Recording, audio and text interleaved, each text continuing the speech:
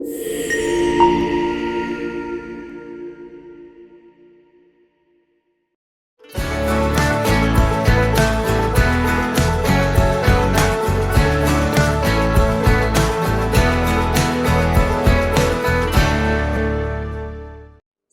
warahmatullahi wabarakatuh. Selamat siang.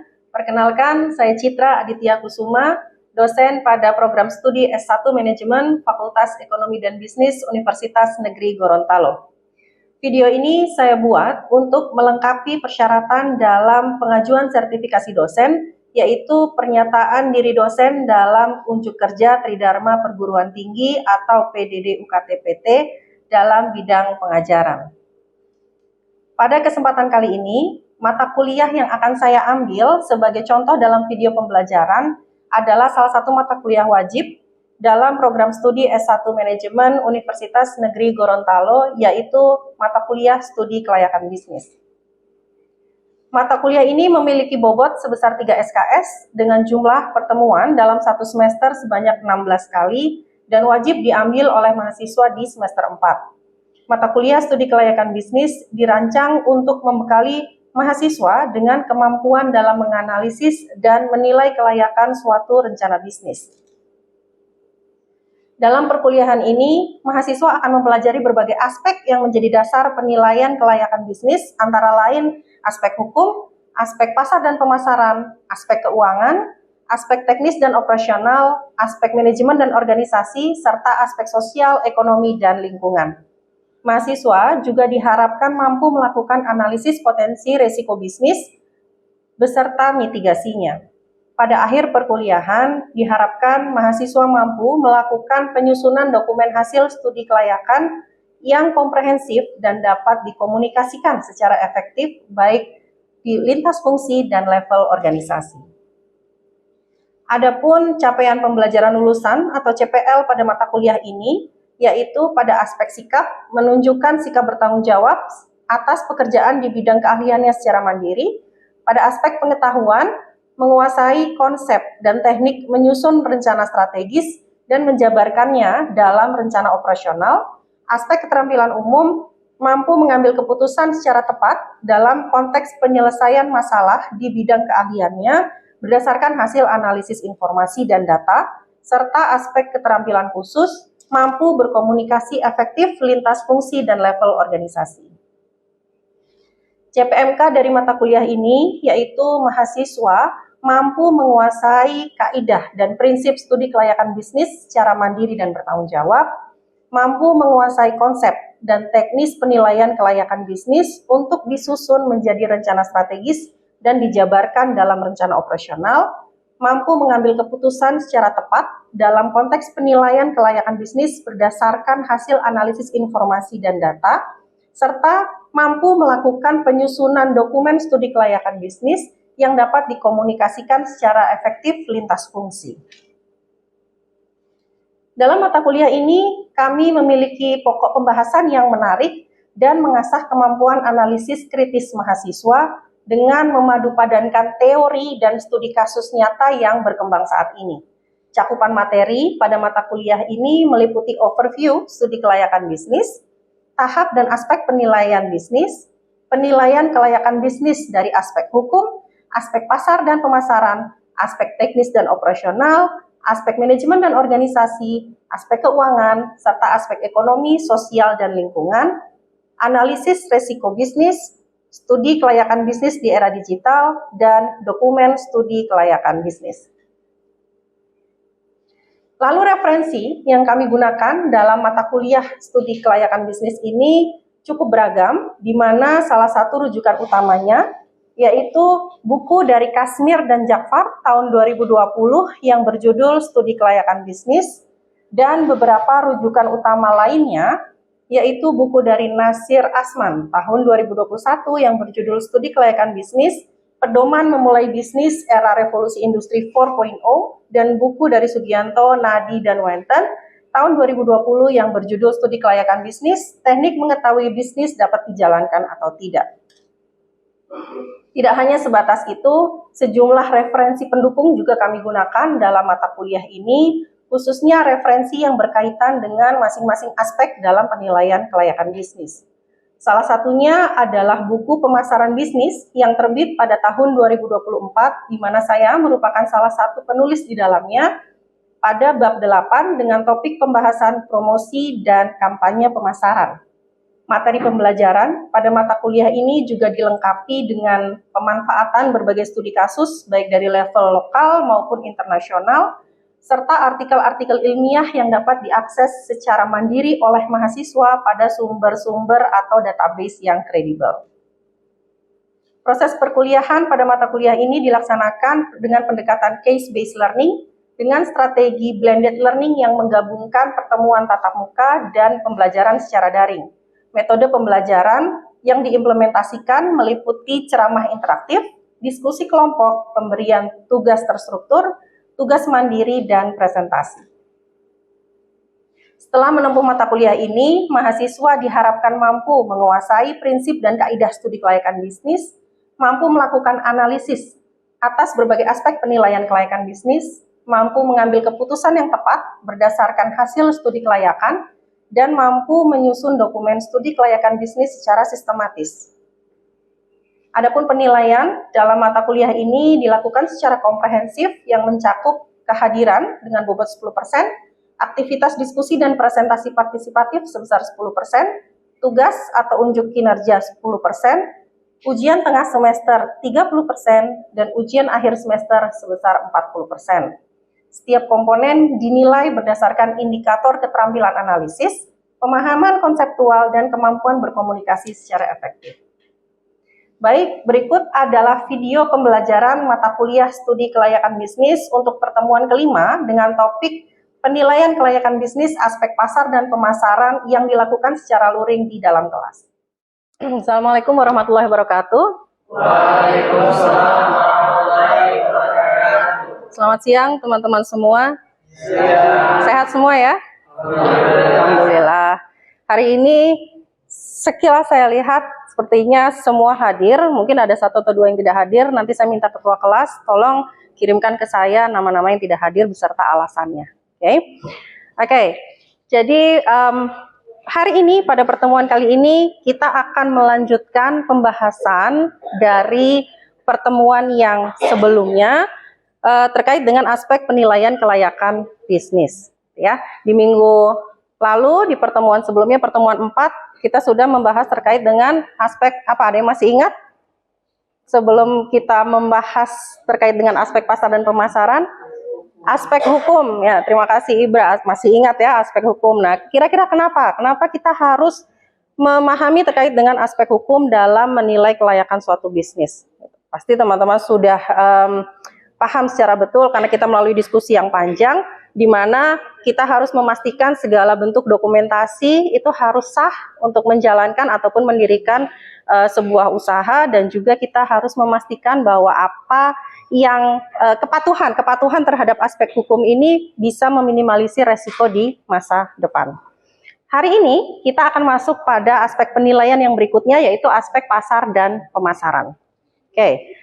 Adapun tujuan pembelajaran yang nanti akan kita lakukan adalah menjelaskan peran dan urgensi aspek pasar dan pemasaran dalam studi kelayakan bisnis, kemudian menganalisis struktur pasar, mengidentifikasi komponen bauran pemasaran ya dalam merancang strategi pemasaran, dan menyusun bisnis model kanvas sebagai alat bantu analisis model bisnis. Diharapkan nantinya teman-teman akan mampu untuk mengidentifikasi aspek pasar dan pemasaran, menganalisis struktur pasar yang sesuai, kemudian menganalisis komponen bauran pemasaran, dan menyusun BMC sebagai luaran dari mata kuliah ini. Oke, di sini saya tampilkan aspek penilaian kelayakan bisnis secara utuh ya. Jadi ini adalah seluruh aspek-aspek yang harus kita pelajari yang nanti akan kalian pahami di setiap minggunya di mata kuliah ini. Kalian sudah belajar terkait dengan aspek hukum, hari ini kita masuk pasar dan pemasaran, nanti akan dilanjutkan dengan aspek-aspek yang lainnya. Ketika saya menyebutkan apa itu pasar, apa yang ada di benak teman-teman? Transaksi, jual beli, perdagangan. Pasti dalam benak kita yang umum ketika saya bilang pasar adalah yang tergambar di samping ini. Pasar tradisional, ya. Oke, jadi secara sederhana memang pasar bisa diartikan sebagai tempat bertemunya penjual dan pembeli dan di dalamnya terjadi sebuah transaksi. Kalau yang kita lihat di sini, yang ada di benak kita selama ini, pasar ini dikenal dengan pasar fisik, ya, berbentuk fisik. Artinya penjual dan pembeli bertemu tatap muka, face to face untuk melakukan transaksi. Tapi seiring perkembangan teknologi, pasar pun berubah bentuknya. Sekarang mereka ada yang pasar virtual, pasar online. Kalau teman-teman sekarang kenal pasar online. Di sini di pasar online memang tidak terjadi tatap muka secara langsung antara penjual dan pembeli, tetapi di dalamnya tetap terjadi sebuah transaksi. Jadi komponennya ada penjual, ada pembeli, dan ada transaksi. Itu adalah konsep dari pasar, dan bentuknya sekarang ada yang fisik, ada yang virtual. Untuk melihat, lalu kalau saya mau membuat bisnis, kira-kira pasar seperti apa yang cocok? Kita harus memahami yang namanya struktur pasar. Pengenalan struktur pasar ini mutlak diperlukan sebelum produk itu diluncurkan. Nah, apa saja struktur pasar yang ada? Yang pertama adalah pasar persaingan sempurna. Ya, ini adalah kondisi pasar di mana terdapat banyak penjual dan pembeli. Barang yang diperjualbelikan bersifat homogen, ya, dan penjual tidak memiliki kebebasan dalam menentukan harga. Contohnya ya seperti pasar tradisional tadi. Kemudian pasar sayur dan buah yang dijual produknya sama, penjualnya sama, penjualnya banyak, pembelinya banyak. Kemudian ada juga pasar persaingan yang tidak sempurna. Ada dua macam. Yang pertama ada oligopoli. Pasar oligopoli ini struktur pasar yang terdiri dari beberapa produsen yang bisa mempengaruhi harga dan kondisi pasar. Jadi pasarnya dikendalikan oleh hanya beberapa produsen utama saja. Dan biasanya akan cukup sulit bagi produsen baru untuk masuk di model pasar tersebut. Contohnya apa? Contohnya industri rokok, industri penerbangan, ya. Jadi dikendalikan oleh beberapa perusahaan besar yang bisa mempengaruhi kebijakan terkait dengan harga. Dan satu lagi pasar monopoli. Kalau ini pasti paling sering didengar, pasar monopoli, di mana di dalamnya hanya ada berapa pedagang, ada berapa penjual, berapa produsen? Hanya satu. Dia yang mengendalikan harga, dia yang mengatur pasar. Dan barang yang diperjualbelikan di pasar monopoli ini memang tidak bisa digantikan dengan produk lainnya ataupun ditemukan di tempat lainnya. Contohnya PT PLN, PT KAI, kan tidak mungkin kita menemukan kereta api selain punya PT KAI, ya. Kemudian ada juga PDAM. PDAM kan air, ya. Nah, pengenalan bentuk pasar dan struktur pasar ini harus kita pahami dengan baik karena nantinya akan mempengaruhi bagaimana strategi yang bisa kita terapkan ketika akan melaunching produk baru. Atau kita akan menciptakan bisnis baru, struktur seperti apa yang sesuai. Bentuk pasar yang bagaimana yang sesuai dengan produk yang akan kita tawarkan. Oke, ini dari aspek pasar. Kemudian untuk memasarkannya nanti seperti apa? Kan tidak mungkin hanya produk itu diciptakan, setelah itu tidak diperkenalkan istilahnya. Kalau kita kenal dengan konsep pemasaran, biasanya di benak teman-teman pemasaran itu apa? Pengenalan, iklan, biasanya ya, promosi. Menurut American Marketing Association, definisi dari pemasaran ini sekumpulan proses yang menciptakan, kemudian mengkomunikasikan dan menyampaikan nilai. Dari apa yang ditawarkan. Tujuannya untuk apa? Untuk menciptakan hubungan dengan pelanggan, menciptakan loyalitas pelanggan yang pada akhirnya akan berdampak pada benefit atau keuntungan organisasi. Jadi dibedakan antara pemasaran, marketing dengan promosi. Nanti kita akan belajar lebih jauh lagi. Nah, apa tujuan perusahaan dalam melakukan pemasaran? Ada beberapa tujuan. Ya, yang pertama adalah meningkatkan penjualan dan laba. Ini jelas. Ketika perusahaan melakukan pemasaran, mempromosikan produknya, artinya mereka berusaha untuk memperbesar omsetnya dari waktu ke waktu. Yang kedua, menguasai pasar. Ini bagaimana perusahaan memperluas market share-nya, ya, untuk wilayah tertentu, terutama wilayah-wilayah yang belum mereka masuki. Kemudian mengurangi persaingan. Dengan melakukan promosi, maka perusahaan umumnya memperkenalkan produk yang sejenis, bisa saja produk yang sejenis dengan produk pesaing, memperkenalkan produk tersebut dengan harga yang lebih murah.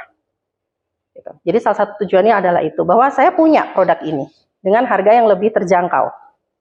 Kemudian meningkatkan prestis produk tertentu di pasaran. Ini promosi ini bisa digunakan untuk membentuk nilai dari produk tersebut. Bagaimana konsumen akan melihat produk tersebut. Apakah produk yang prestisius atau produk yang low budget, tidak masalah. Tidak ada yang salah dengan hal tersebut. Tergantung bagaimana perusahaan menempatkan strategi-strategi yang digunakan. Kemudian memenuhi permintaan atau kebutuhan pihak-pihak tertentu. Ini pemasaran yang dilakukan berdasarkan request dari pihak tertentu. Biasanya jumlahnya terbatas dan target pasarnya juga terbatas. Oke, nah sekarang ini saya rasa mahasiswa manajemen harus memahami betul terkait dengan upaya untuk memaksimalkan strategi pemasaran. Ada yang dikenal dengan marketing mix. Kalau teman-teman awalnya dulu kenal berapa? Berapa P? 4. Sekarang kita sudah beralih seiring dengan perkembangan keilmuan, sekarang ada 7, minimal 7 P. Gitu. Kita tidak tahu nanti berkembangnya ke depannya lagi mungkin ada 8, 9, 10 gitu ya. Nah, tapi yang saat ini kita gunakan adalah yang 7 P. Yang berbeda ada di people, proses, dan physical evidence. Nah, ini penjelasannya. P yang pertama adalah produk. Produk ini adalah sesuatu yang ditawarkan untuk diperjualbelikan. Produk itu tidak hanya barang ya. Produk itu bisa berupa jasa, ide, dan lain sebagainya. Jadi biasanya selama ini kalau kita bilang produk adalah barang, tolong diperluas lagi mindsetnya, gitu ya. Kemudian yang kedua, P yang kedua adalah price. Ini sesuatu yang digunakan untuk melakukan transaksi, untuk mendapatkan barang tersebut, maka kita harus membayar, yang biasanya kan di dalam bentuk harga gitu ya, bisa dalam bentuk sewa, kemudian fee, charge, dan lainnya. Kemudian place, ini adalah di mana konsumen bisa mendapatkan produk tersebut. People, ini memanfaatkan orang-orang yang nanti terkait dengan bisnis tersebut untuk memaksimalkan strategi bisnis yang diimplementasikan. P yang berikutnya, physical evidence. Apa itu physical evidence?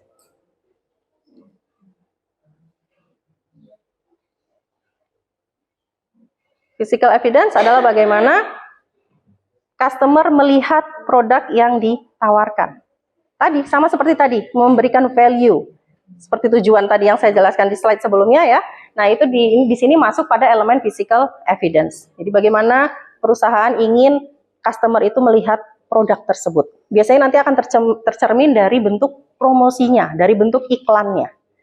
Kemudian proses, ini proses untuk menghandle customer, untuk menangani customer mulai dari interaksi awal, sampai mereka melakukan pembelian, sampai pada after sales. Biasanya kan ada layanan, layanan purna jual, servis, dan lain-lain. Kalau ada kerusakan, nah itu termasuk dalam proses.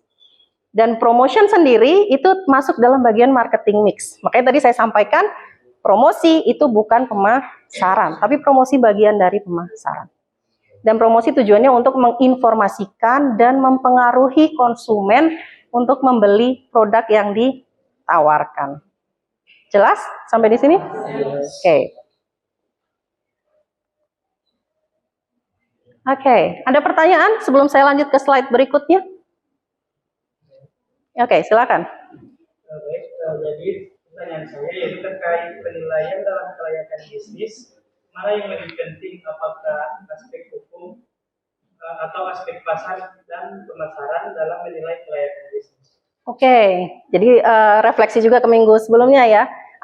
Manakah yang lebih penting? Apakah aspek hukum ataukah di aspek pasar dan pemasaran?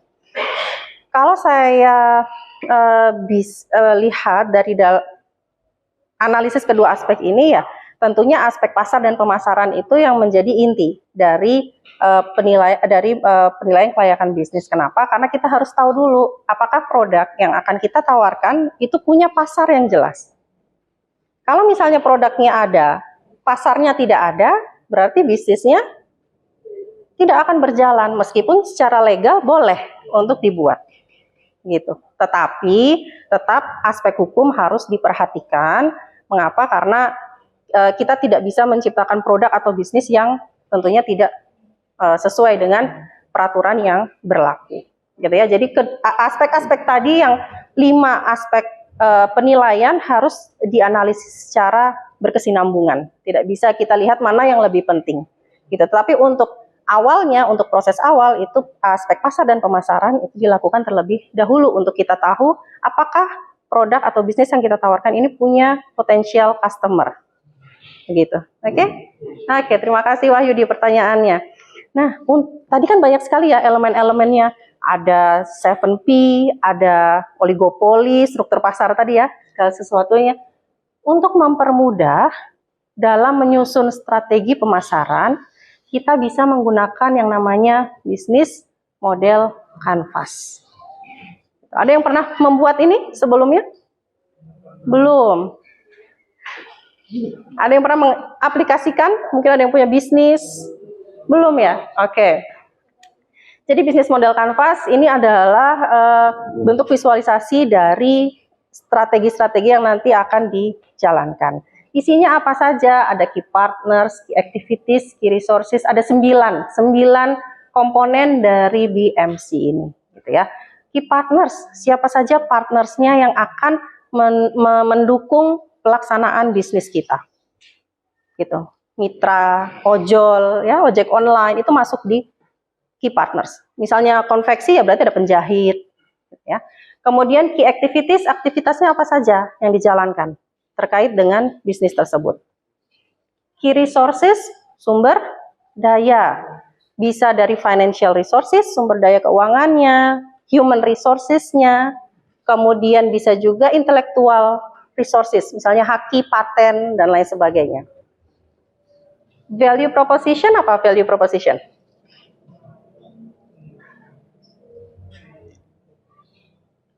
Value proposition adalah nilai apa yang akan ditawarkan kepada customer. Ya, nilai apa. Kemudian customer relationship, ini adalah bagaimana caranya membangun hubungan dengan customer. Channel ini media apa yang digunakan. Jadi hati-hati terbalik ya antara customer relationship dan channel. Kemudian ada customer segment. Customer segment ini siapa yang disasar? Ya, target pasarnya betul. Kemudian cost structure dan revenue stream. Kalau cost structure adalah komponen biaya apa saja yang dibutuhkan untuk menjalankan bisnis ini, dan revenue stream adalah pendapatannya nanti dari mana saja. Jadi semua ini harus balance, ya. Dan sedikit tips di sini dalam menyusun bisnis model canvas, urutkan elemen secara sistematis sehingga kita bisa melihat keterkaitannya di setiap elemen. Gitu. Setelah semua tersusun, setelah semua kotak terisi, maka lakukan review secara menyeluruh agar kita tahu elemen mana yang tidak relevan, apakah ada komponen yang masih harus ditambah, dan lain sebagainya. Sehingganya nanti kita bisa menciptakan strategi pemasaran yang paling tepat. Kita tahu produk kita menyasar pada pasar apa, konsumen yang mana, dan lain sebagainya. Informasi yang disajikan dalam satu lembar BMC ini. Oke, ada yang mau ditanyakan lagi terkait dengan materi ini? Ya, silakan Ibra. Baik, sebelumnya terima kasih atas kesempatannya. Perkenalkan saya dengan Sudambu di 1323-1607 Ibu. Ingin bertanya, sekaligus berbagi pengalaman dulu. Di mata kuliah inovasi bisnis Ibu, kemarin kami tur lapangan di pelaku usaha UMKM. Nah, pertanyaan saya Ibu, apakah bisnis model canvas ini harus dilakukan juga untuk pelaku usaha UMKM? Karena kebanyakan ketika kita wawancara, mereka tidak tahu apa itu bisnis model canvas, apa itu analisis pastel, dan lain sebagainya. Kemudian ketika misalkan mereka melakukan bisnis model canvas, apa yang akan dampak apa yang akan terjadi di bisnis yang mereka jalani, dan apakah ketika bisnis telah terjalani masih relevankah untuk membuat bisnis model canvas? Oke. Ya, pertanyaannya cukup menantang gitu ya. Apakah sesuai BMC ini bisa dipakai oleh UMKM gitu ya? Yang jelas jawabannya adalah bisa, sangat bisa, dan disarankan mereka untuk membuat ini gitu. Karena biasanya yang saya lihat kenapa bisnis UMKM ini tidak sustainable, tidak bisa bertahan lama, karena target pasarnya yang terlalu sempit contohnya. Atau misalnya channel yang mereka gunakan itu salah, atau biayanya lebih besar dari pendapatannya, gitu ya. Jadi ketika UMKM bisa memetakan ini, membuat ini, maka mereka akan bisa tahu strategi apa yang harus digunakan. Dengan cara apa mereka menargetkan pasar yang sudah dicantumkan di customer segment ini. Gitu. Kemudian apakah relevan jika nanti bisa diubah begitu ya? Sangat bisa. Gitu. Jadi hal yang seperti ini nih bersifat dinamis ya, mengikuti kondisi. Ketika ada satu hal yang tidak relevan, review lagi. Gitu. Itu jadi memang UMKM biasanya kalah dengan perusahaan besar karena perusahaan besar itu memiliki kemampuan untuk melakukan review strategi secara berkala, melakukan survei secara berkala, sementara UMKM ya hanya satu kali saja sesuai dengan kemampuan yang mereka miliki. Oke? Menjawab pertanyaannya, Ibra? Oke, terima kasih. Oke, nah ini tadi untuk mempertegas pertanyaan dari Wahyudi sebelumnya, bahwa aspek pasar dan pemasaran ini merupakan inti dari penyusunan studi kelayakan bisnis, karena permintaan pasar terhadap produk merupakan dasar untuk menyediakan produk. Ya, ketika kita tahu pasarnya ada, berarti produk kita akan laku, akan sustain di pasar. Kemudian studi mengenai aspek pasar dan pemasaran bertujuan untuk mengetahui besarnya permintaan terhadap produk yang akan disediakan dan menempatkan produk yang akan dipasarkan pada posisi yang menguntungkan. Jadi dari bisnis model kanvas tadi kita bisa tahu strateginya, sehingga produk yang kita tawarkan bisa pada posisi yang menguntungkan di pasar. Kita tidak akan salah masuk pasar. Pasar yang mana tadi? Oligopolikah, sempurnakah, atau monopoli? Oke.